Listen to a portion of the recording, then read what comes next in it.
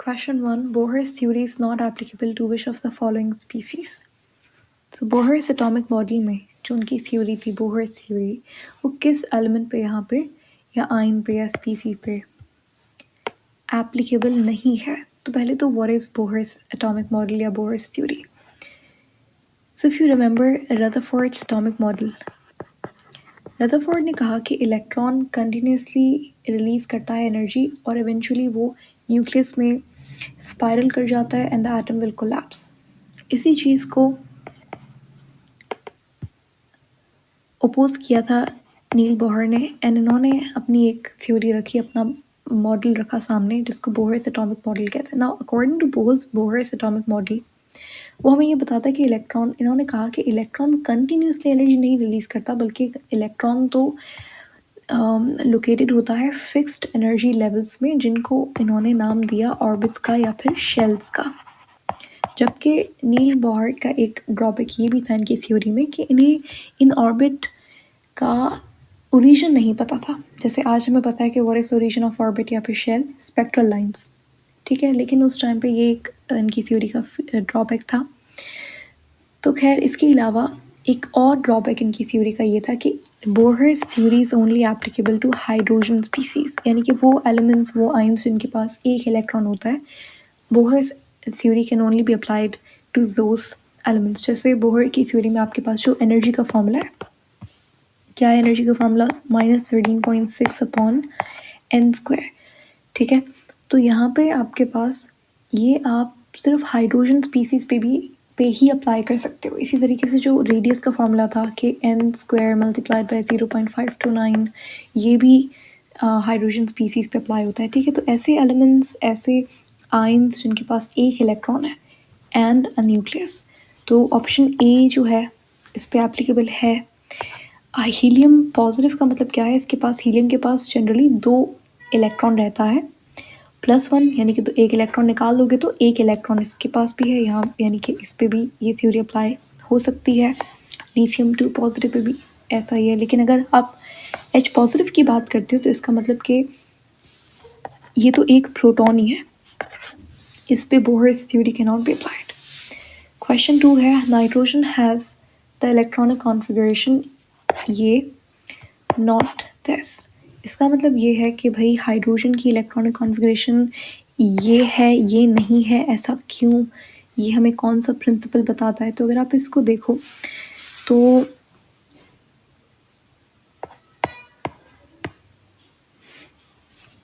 यहाँ पे आपके पास ऑर्बिटल्स गिवन है, ठीक है, ये इलेक्ट्रॉनिक कॉन्फ़िगरेशन गिवन है नाइट्रोजन की. तो यहाँ पे अगर आप देखें तो क्या गलती है इस कॉन्फ़िगरेशन में, गलती ये है कि ये जो 2p है, ठीक है, 2p, अब p में कितने ऑर्बिटल होते हैं, 3, px, py और pz, ठीक है. अब एक प्रिंसिपल है जिसका नाम है हंट्स रूल. हंट्स रूल हमें बताता है फिलिंग ऑफ डीजेनरेटिव ऑर्बिटल्स. ये तीनों क्या है, डीजेनरेटिव ऑर्बिटल्स हैं, यानी कि ये p के ऑर्बिटल्स हैं, एक ही सबशेल की ऑर्बिटल्स हैं, यानी कि इनके पास सेम एनर्जी है, ठीक है. जिसकी वजह से जब आप इनकी फिलिंग करोगे इलेक्ट्रॉन की, तो जैसे अगर आप यहाँ पे कितने इलेक्ट्रॉन आ रहे हैं, टोटल 3 इलेक्ट्रॉन है, तो आप ऐसा नहीं करोगे 2 यहाँ रख दिए, 1 यहाँ रख दिए, ये गलत है. अकॉर्डिंग टू हंट उन्होंने कहा कि आप पहले जब आप डीजेनरेटिव ऑर्बिटल्स की फिलिंग करोगे तो आप एक एक इलेक्ट्रॉन सब में डालोगे, उसके बाद अगर और इलेक्ट्रॉन्स हैं तो फिर आप इनकी पेयरिंग करोगे. तो बेसिकली पहले आप अनपेयर्ड इलेक्ट्रॉन्स को रखोगे और फिर अगर इलेक्ट्रॉन बच रहे तो फिर आप पेयरिंग करेंगे, ठीक है. तो यहाँ पे अगर आप देखो तो यही गलती है कि अगर px में इसने 2 इलेक्ट्रॉन्स रख दिए, py में 1 इलेक्ट्रॉन, तो pz में 1 इलेक्ट्रॉन रखना चाहिए था जो नहीं है.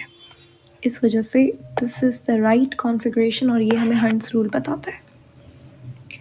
Question 3, quantum number values for 3s orbital r. तो क्वांटम नंबर वैल्यूज कैसे पता लगाएंगे, 3s का मतलब क्या है, ये जो 3 है यहाँ पे ये हमें बताता है शेल, तो n की वैल्यू यहाँ पे क्या हो गई, 3 हो गई. और s आपको याद होना चाहिए वैसे तो कि s क्या है हमारे पास, ये हो गया आपका, n क्या है, प्रिंसिपल क्वांटम नंबर, और s azimuthal quantum number S के लिए क्या होता है, 0 होता है। इसका मतलब 3 और 0 ये दो वैल्यूज हैं। वेयर इज 3 एंड 0, ये रहा आपके पास ऑप्शन डी में, ठीक है, यही है। Then we have question 4. The radius of first orbit of hydrogen atom is, hydrogen atom का पहला रेडियस क्या होता है, 0.529 एंगस्ट्रॉन। एक एंगस्ट्रॉन बराबर होता है 10⁻⁻10 मीटर के। अब इसको कंफ्यूज मत करना नैनो से, क्योंकि नैनो जो है वो 10⁻⁹ मीटर होता है, ठीक है। एक और चीज़, एंगस्ट्रॉम जो है ये आपके पास एक नॉन एसआई यूनिट है लेंथ का, जैसे लाइट ईयर होता है उसी तरीके से, ठीक है। Question 5. Line spectrum is used as a tool to for the identification of line spectrum, वो स्पेक्ट्रम जिसके अंदर आप डिस्टिंग्विश कर सकते हो बैंड्स को, कलर्स को, उसे आप लाइन स्पेक्ट्रम कहते हो। जैसे एटम का जो स्पेक्ट्रम होता है, जैसे यहाँ पे न्यूक्लियस है मेरे पास, ये है एक कोई भी रैंडम एटम है, ठीक है। यहाँ पे हाइट इलेक्ट्रॉन पड़ा हुआ है, तो one electron will jump to the higher orbital, to the high orbit, तो यहाँ पे एनर्जी ये एब्जॉर्ब करेगा, और दोबारा से जब अपनी ग्राउंड स्टेट में आएगा तो वही एनर्जी क्या करेगा, रिलीज करेगा। तो जब ये एनर्जी रिलीज करता है तो ये कौन सा स्पेक्ट्रम है, ये लाइन स्पेक्ट्रम बनाएगा। इसीलिए लाइन स्पेक्ट्रम का दूसरा नाम क्या होता है, एटॉमिक स्पेक्ट्रम, ठीक है। सनलाइट क्या है, कंटिन्यूस स्पेक्ट्रम। मर्करी लैम्प क्या है, लाइन स्पेक्ट्रम, ठीक है। तो ये कुछ एग्जाम्पल्स हैं जो आपको याद होने चाहिए। रेनबो क्या है, कंटिन्यूस स्पेक्ट्रम। मॉलिक्यूलर स्पेक्ट्रम क्या है, think about it. Molecular spectrum क्या है, कॉमन डाउन अगर आपको पता है तो for now search about it, okay. तो वो कह रहा है कि भाई line spectrum is used as a tool for the identification of, line spectrum आप यूज़ करते हो किसके आइडेंटिफिकेशन के लिए, एलिमेंट्स की आइडेंटिफिकेशन के लिए, ठीक है। क्योंकि जो आपका जो एटॉमिक स्पेक्ट्रम होता है वो लाइन स्पेक्ट्रम होता है।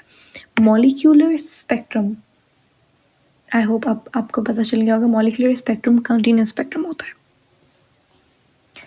Question 6. In 1935 AD, James Chadwick was awarded no. In 1935 AD, James Chadwick was awarded Nobel Prize because James Chadwick ने डिस्कवर किया था neutron. Proton was discovered by Goldstein. लेकिन प्रोटॉन की जो प्रॉपर्टीज़ है, इसका जो नाम है, वो रदरफोर्ड ने फर्दर प्रोटॉन को डिस्क्राइब किया था, ठीक है। Electron was discovered by J Thomson, ठीक है। इसके अलावा electron was named by Stoney. When 4d orbital is filled, the next electron enter into, अब ये इलेक्ट्रॉनिक कॉन्फ़िगरेशन का क्वेश्चन है यहाँ पे। जब 4d ऑर्बिटल फिल हो जाता है तो उसके बाद इलेक्ट्रॉन कहाँ जंप करेगा, इसकी एक बहुत छोटी सी ट्रिक है, माइट साउंड फनी बट ये बहुत काम की है, ठीक है। एक second, okay. So school school public school public school, D public school, D public school. अब डी से कुछ भी याद कर सकते हो, ठीक है। For example Delhi public school, और कोई भी जगह का नाम जो डी से शुरू होता हो। उसके बाद F D public school, F D public school, ठीक है। ये हो गया आपके पास आपके ऑर्बिटल्स के नाम यहाँ पे। अब आप इनकी करोगे नंबरिंग, कैसे, 1 2 3 4 5 6, ठीक है। इसी तरीके से 7 और ये 8 हो गया। जब पी है आपके पास वो 2 से स्टार्ट होगा, ऐसा नहीं करोगे कि 1 2 3, नो, ये 2 से स्टार्ट होगा। सो 2 3 4 5 एंड फर्दर आप खुद से करना ये। एंड देन डी इसी तरीके से 3 से स्टार्ट होगा, तो 3 4, एफ जो है वो 4 से स्टार्ट होगा, 4 5, ठीक है। हमें तो इसने दिया है 4d ना, फाइंड वेयर इज 4d, ये रहा 4d। तो 4d अगर फिल हो जाता है तो उसके बाद इलेक्ट्रॉन जंप करेगा कहाँ पे, 5p में, इजी। सो ऑप्शन बी यहाँ पे सही जवाब है, 5p, राइट। ओके, क्वेश्चन 8 है, which of the following is not an iso electronic pair. Iso electronic का मतलब ये होता है सेम नंबर ऑफ इलेक्ट्रॉन जिसमें होता है वो आइसो इलेक्ट्रॉनिक कहलाता है, तो for example sodium positive, neon, हमें बताना है कौन सा नहीं है। ओके फाइन, सोडियम पॉजिटिव, अब नंबर ऑफ इलेक्ट्रॉन बराबर होता है नंबर ऑफ प्रोटॉन के, तो आपको सिंपली एटॉमिक नंबर याद होना चाहिए एक एलिमेंट का। जैसे सोडियम पॉजिटिव है तो सोडियम का एटॉमिक नंबर क्या होता है 11, यानी कि 11 इलेक्ट्रॉन भी होंगे इसके पास अगर एक न्यूट्रल सोडियम का एटम है, लेकिन यहाँ पे पॉजिटिव है यानी कि एक इलेक्ट्रॉन इसने दे दिया, पीछे 10 इलेक्ट्रॉन बचे।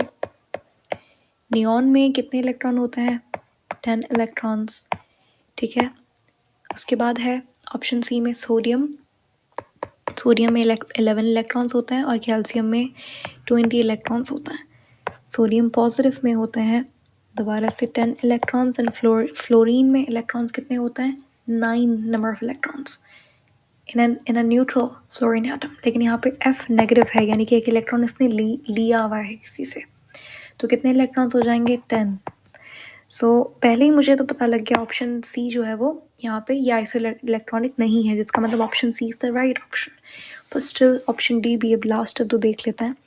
सोडियम पॉजिटिव है तो 10 इलेक्ट्रॉन्स होंगे इसके पास, और मैग्नीशियम 2 पॉजिटिव है तो मैग्नीशियम में होता है मैग्नीशियम हैज़ 12 इलेक्ट्रॉन्स राइट, तो 2 पॉजिटिव है, 2 इलेक्ट्रॉन उसने दे दिए, सो 10 इलेक्ट्रॉन्स, आइसो इलेक्ट्रॉनिक हो गया ये भी, तो ऑप्शन सी यहाँ पे जो है वो आइसो इलेक्ट्रॉनिक पेयर नहीं है। Then we have question 9, Balmer series appears in the hydrogen spectrum if electron jumps from any appropriate higher energy orbit to dash। तो आपके पास सबसे पहले लेमन सीरीज होती है, उसके बाद बाल्मर सीरीज होती है। लेमन सीरीज में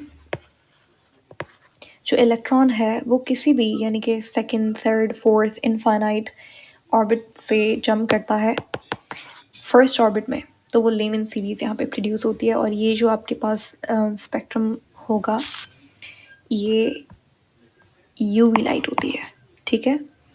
उसके बाद है आपके पास, उसके बाद होती है बाल्मर सीरीज, और बाल्मर सीरीज में किसी भी एप्रोप्रिएट हायर एनर्जी ऑर्बिट से इलेक्ट्रॉन जंप करता है कहाँ पे दोबारा से अपनी ग्राउंड स्टेट सेकंड ऑर्बिट में, और यहाँ पे विजिबल स्पेक्ट्रम की ये रेंज होती है। और इसी तरीके से आपके पास लेमन बाल्मर के बाद आता है पास्चन, ब्रैकेट एंड फंड, ठीक है। और यहाँ पे इलेक्ट्रॉन जंप करके आएगा थर्ड में ऑर्बिट में, यहाँ पे फोर्थ ऑर्बिट में, यहाँ पे फिफ्थ ऑर्बिट में, और ये तीनों क्या होंगे इंफ्रारेड, ठीक है। ये सब क्या होंगी इंफ्रारेड होंगी, बस फ़र्क ये होगा कि कहाँ पे strength of infrared would be different. So second orbit सही जवाब है। Then we have the last question, the shape of orbital for which L is equal to 0। L is equal to 0 azimuthal quantum number को L से represent करते हैं, और L 0 होता है S ऑर्बिटल के लिए। S की शेप होती है spherical, डम्बल शेप होती है किसकी P की, ठीक है, और डबल डम्बल होती है D की, और कॉम्प्लिकेटेड शेप होती है F की, ठीक है। एक इंपॉर्टेंट MCQs यहाँ पे DZ² का जो शेप होती है वो कैसी होती है, वो कॉलर शेप होती है, ठीक है। Okay, we're done, thank you so much for watching।